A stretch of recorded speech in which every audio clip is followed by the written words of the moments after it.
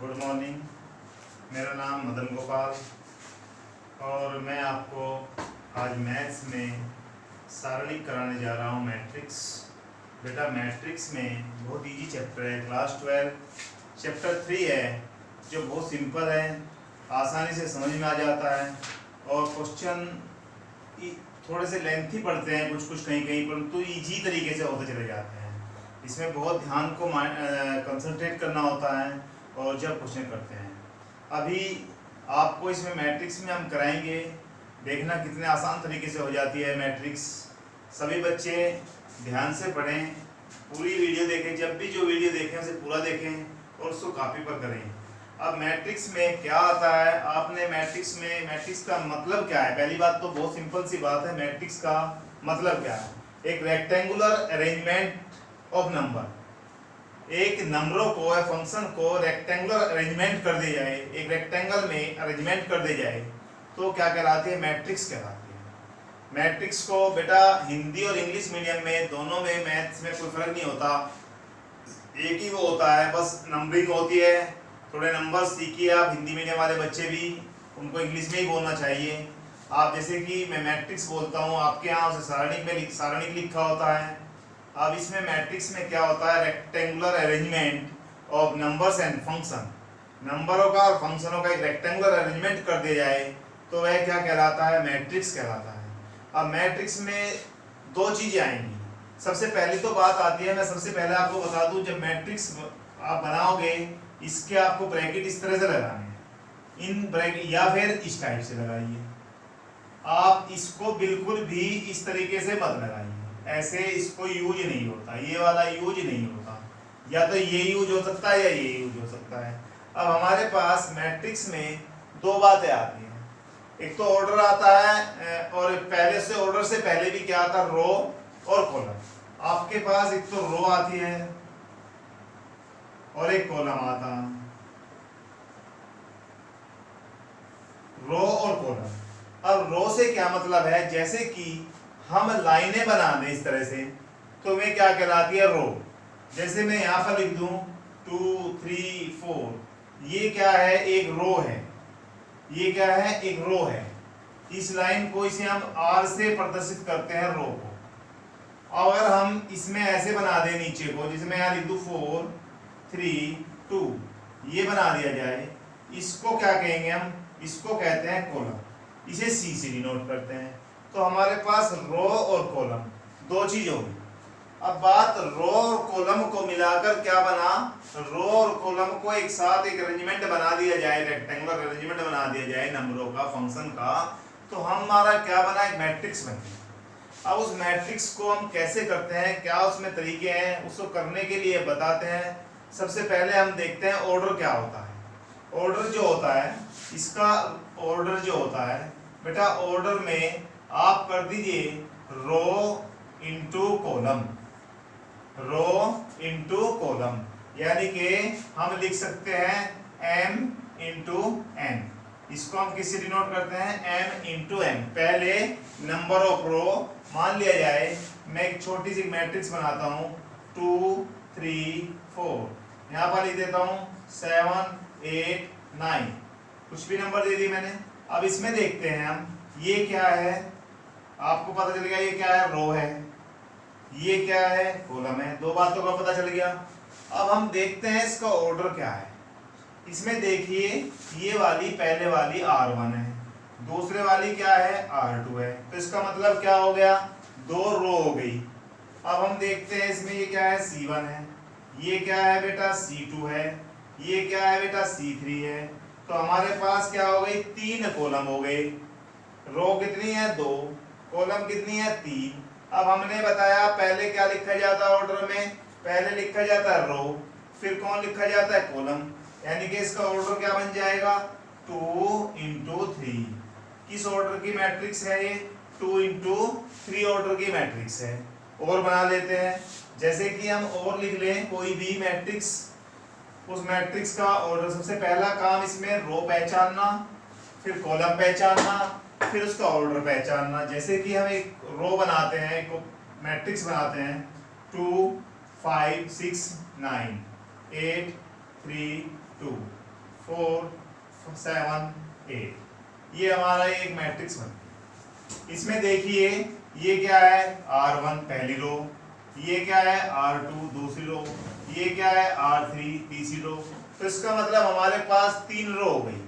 फिर हम क्या देखते हैं, कॉलम देखते हैं। कॉलम में क्या है, कॉलम में देखें तो कॉलम में क्या आता है, ये क्या है भाई C1, ये क्या है भाई C2, ये क्या है भाई C3। तो इसका मीन्स क्या हो गया बेटा, 3 रो, 1 रो, 2 रो, 3 रो और 3 ही कॉलम हो गए। जब 3 रो 3 कॉलम हो गए, अब हमें ऑर्डर देखना है। तो ऑर्डर क्या है इसका, 3 इंटू 3। तो ऑर्डर क्या बन गया, 3 इंटू 3। यानी कि इसका मतलब इसमें नंबर ऑफ एलिमेंट, कितने नंबर ऑफ एलिमेंट है, इसका मतलब इसमें 9। 3 गुना 3 कितना हो गया, 9 एलिमेंट है भाई। अब 9 एलिमेंट गिन लीजिए, 3 ये रहे, 3 ये, 3 ये, 3 और 3 9 ही हो गए। अगर मान लिया जाए किसी का ऑर्डर 2 इंटू 3 है और उसमें पूछा जाए नंबर ऑफ एलिमेंट कितने होंगे, तो बेटा 6 हो जाएंगे। ऑर्डर के लिए पहले number of row into number of column is equal to order, और ऑर्डर के जितने मल्टीप्लाई कर दो उसके नंबर ऑफ एलिमेंट निकल जाते हैं। ये हमारा इस चैप्टर का, इस मैट्रिक्स का 3.1 एक्सरसाइज का इंट्रोडक्शन था। अब 3.1 एक्सरसाइज हम शुरू करते हैं, उसमें देखते हैं 3.1 एक्सरसाइज में क्या क्या आता है। अब बेटा 3.1 अपनी बुक से एनसीईआरटी की बुक चल रही है, अपनी बुक उठाइए, चाहे वो हिंदी मीडियम हो चाहे इंग्लिश मीडियम हो, सबकी बुक एक ही है। पहला क्वेश्चन में कहा गया है, एक मैट्रिक्स दे दी ए, मैं मैट्रिक्स लिख लेता हूँ ए मैट्रिक्स में दिया हुआ है 2, यहाँ पर 35, यहाँ पर √3, यहाँ 5 और यहाँ पर -2, यहाँ पर 1, ये है 19 और ये है भाई 5/2 और यहाँ पर है -5, यहाँ पर -7 और यहाँ पर है 12 और यहाँ पर है 70। ये हमें बेटा क्या दे दिया, हमें दे दिया गया एक मैट्रिक्स। सबसे पहले इसके पार्ट पूछे गए हैं। फर्स्ट पार्ट आप देखिए अपनी बुक में, the order of the matrix. इस मैट्रिक्स का ऑर्डर क्या, क्रम। ऑर्डर का मतलब होता है क्रम, मैट्रिक्स का मतलब होता है सारणी। सारणी का क्रम बताइए। अब ऑर्डर बताने के लिए मैंने क्या कहा, रो इंटू कॉलम। कितनी रो है, 1 2 3, 3 रो है। कॉलम 1 2 3 4, कितने कॉलम है, 4। मैंने ऑर्डर के लिए, क्रम के लिए क्या कहा है, ऑर्डर को हम क्या लिखें, रो इंटू कॉलम लिख दीजिए। रो कितना है बेटे, 3, कॉलम कितना है 1 2 3 4 4। तो इसका मतलब इस सारणी का, इस मैट्रिक्स का जो ऑर्डर आया वो क्या आया, 3 इंटू 4। अब आता है next part, the number of element. इसमें कितने एलिमेंट हैं। अब number of element second part है, नंबर ऑफ एलिमेंट। अब बेटा नंबर ऑफ एलिमेंट के लिए क्या करते हैं, नंबर ऑफ एलिमेंट यानी कि इसमें कितने एलिमेंट है, तत्व हैं। 3 गुना 4 कितना हो जाएगा, 12। नंबर ऑफ एलिमेंट कितना हो गया, 12। अब आता है next part, right the element A13। अब पहले मैं एक बात बता दूं आपको, ये होते हैं हमारे जैसे AIJ, एक फॉर्मूला होता है ए मैट्रिक्स का, A = AIJ इंटू, इसका ऑर्डर क्या है, M × N। कोई भी मैट्रिक्स है उसमें ये फॉर्मूला बन जाता है AIJ। अब इसको कैसे लिखते हैं, AIJ कैसे मानते हैं, जैसे कि A11 लिखें। A11 पे क्या आएगा, इसका मतलब I का मतलब है पहले रो फिर कॉलम। A11 लिखे तो 1 रो और 1 कॉलम, पहली रो पहला कॉलम। तो हमारे पास क्या है, ये। अभी मैं और भी आएंगे आगे, अभी पहले देखते हैं। इसने कहा A13, 13 कौन सा है। अब देखिए A13 मैं बताता हूँ, 1 आपकी रो, 3 आपका क्या है, कॉलम है। आप आ जाइए यहाँ पर, 1 रो ये रही और 3 कॉलम ये रहा। तो ये क्या हो गया, A13 की वैल्यू क्या हो गई, 90।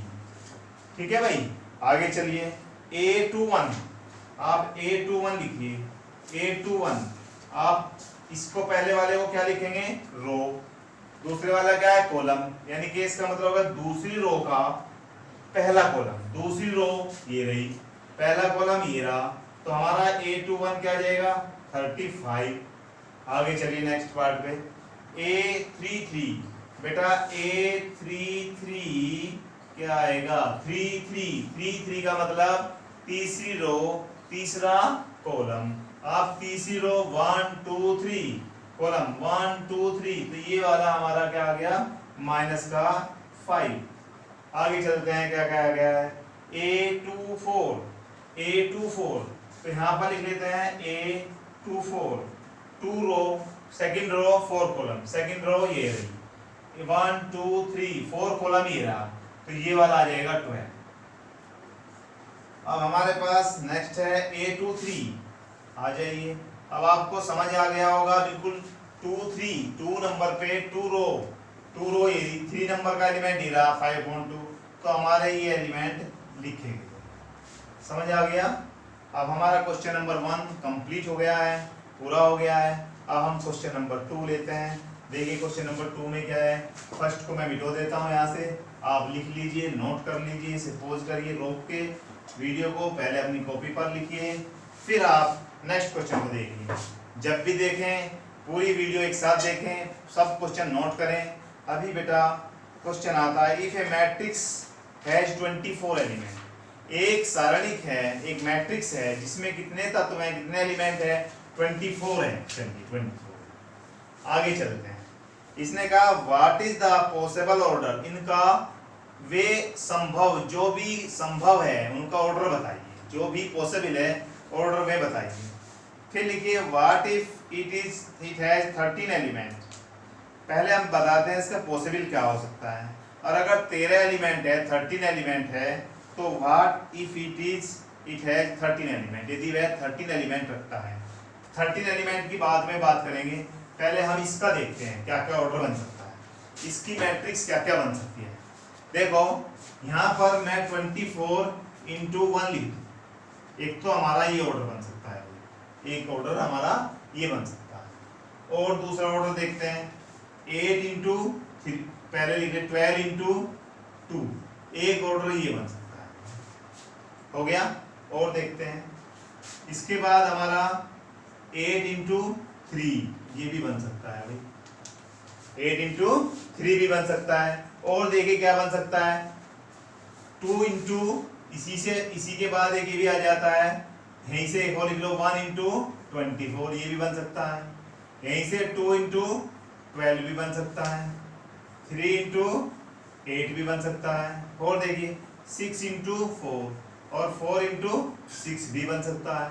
यानी कि इसका मीन्स क्या हुआ, हमारे कितने बन गए ऑर्डर? 24 इंटू 1 का बन सकता है, 24 रो ले लें 1 कॉलम ले लें, या 1 रो ले लें 24 कॉलम ले लें, या 12 रो ले लें 2 कॉलम ले लें, 2 रो 12 कॉलम। इसी तरह 8 इंटू 3, 3 इंटू 8, 6 इंटू 4, 4 इंटू 6। तो हमारे पॉसिबल ऑर्डर हो गए, ये सारे पॉसिबल ऑर्डर हो गए। अब बात आती है, इसने कहा यदि मैट्रिक्स में 13 एलिमेंट है तब उसका ऑर्डर क्या बन सकता है। बेटा 13 को हम देखें, या तो 13 इंटू 1 बन सकता है, या 1 इंटू 13 बन सकता है। इसके अलावा इसका कोई भी ऑर्डर पॉसिबल नहीं है, संभव नहीं है। हमारा 24 वाले के इतने ऑर्डर बन सकते हैं, परंतु यदि एक मैट्रिक्स में 13 एलिमेंट है तो उसके केवल एंड केवल ये ही क्या बन सकते हैं, 2 ही ऑर्डर बन सकते हैं। अब हमारे पास नेक्स्ट क्वेश्चन आता है, क्वेश्चन नेक्स्ट ले लेते हैं। इफ मैट्रिक्स है 18 एलिमेंट, देखिए ये भी बहुत सिंपल सा क्वेश्चन है। इफ ए मैट्रिक्स है 18 element, what are possible order it can have, what if is 5 element. बिल्कुल सेम ऐसा ही क्वेश्चन है, बस केवल यहाँ पर 24 दिया हुआ है और एक 5 दिया हुआ है। अगर दूसरे वाले क्वेश्चन में, तीसरे वाले में बेटा 18 और 5, हमें क्या दिया होगा? 18 एलिमेंट है और दूसरा क्या है? 5 एलिमेंट है। 18 एलिमेंट वाले बनाने शुरू करते हैं। 18 इंटू 1 बन जाएगा, 1 इंटू 18 बन जाएगा। आगे और देखिए 9 इंटू 2 बन जाएगा, 2 इंटू 9 बन जाएगा, 6 इंटू 3 बन जाएगा और 3 इंटू 6 बन जाएगा। ये पॉसिबल ऑर्डर हो गए जिस मैट्रिक्स में 18 एलिमेंट है। यदि 5 एलिमेंट है तो बेटा 5 इंटू 1 बन सकता है और 1 इंटू 5 बन सकता है। हमारे क्वेश्चन नंबर 3 तक पूरे हो गए। अब आगे आता है क्वेश्चन नंबर 4। क्वेश्चन नंबर 4 में हमें कहा गया है कंस्ट्रक्ट ए 2x2 मैट्रिक्स। इसका मतलब है एक मैट्रिक्स बनाइए। एक कौन सी कैसी मैट्रिक्स बनाए? क्वेश्चन नंबर 4 कैसी मैट्रिक्स बनानी है जिसमें 2x2 यानी कि 2 रो हो गई और 2 ही कॉलम, ऐसी बनानी है। और उसके बाद लगा ए, एक फॉर्मूला दे दिया ए मैट्रिक्स का, क्या दे दिया? aij की वैल्यू दे दी। Whose element are given by, इसका फर्स्ट पार्ट है। चलिए पहले फर्स्ट पार्ट लेते हैं। फर्स्ट पार्ट में aij का वैल्यू क्या दिया हुआ है, ध्यान से देखना। ऐसा लग रहा हो बहुत बड़ा क्वेश्चन है, कुछ नहीं है। ai प्लस जे का होल स्क्वायर अपॉन 2, पहला फर्स्ट पार्ट करते हैं। हमें a में aij का फॉर्मूला दे दिया। अरे a बराबर है aij, एक मैट्रिक्स है और मैट्रिक्स कैसी बनानी? 2x2 की। अब 2x2 की मैट्रिक्स बनाने के लिए देखिए मैं 2x2 की मैट्रिक्स यहाँ बनाता हूँ। a11 आएगा, a12 आएगा, a21 आएगा, a22 आएगा, यानी कि 4 एलिमेंट आएंगे। 2 वाली में 4 एलिमेंट है। कौन कौन से आएंगे? a11, a12, a21, a22। आ जाइए फॉर्मूले पर। यहाँ पर मैं a11 लिखता हूँ, i की जगह 1 रखिए, j की जगह 1 रखिए, का होल स्क्वायर करिए अपॉन 2 कर दीजिए। तो बेटा 2 का स्क्वायर 4, नीचे क्या 2 से काटिए 2 आ जाएगा। तो इसका मीन्स a11 हमारे पास क्या आ गया है? 2। अब आप a12 निकालिए। 12 में i के स्थान पर 1, j के स्थान पर 2 रखिए और ऊपर होल स्क्वायर लगाइए, नीचे क्या कर दीजिए 2। तो इसका मतलब 1 प्लस 2 क्या आ जाएगा? 3 का स्क्वायर कितना आएगा? 9। तो हमारे पास आ गया 9/2। आगे चलिए a12 हो गया, a21 निकाल लीजिए। a21 क्या हो जाएगा बेटा? 2 प्लस 1 का होल स्क्वायर अपॉन 2 आ जाएगा। तो 3 9/2 आ जाएगा। a22 निकाल लीजिए।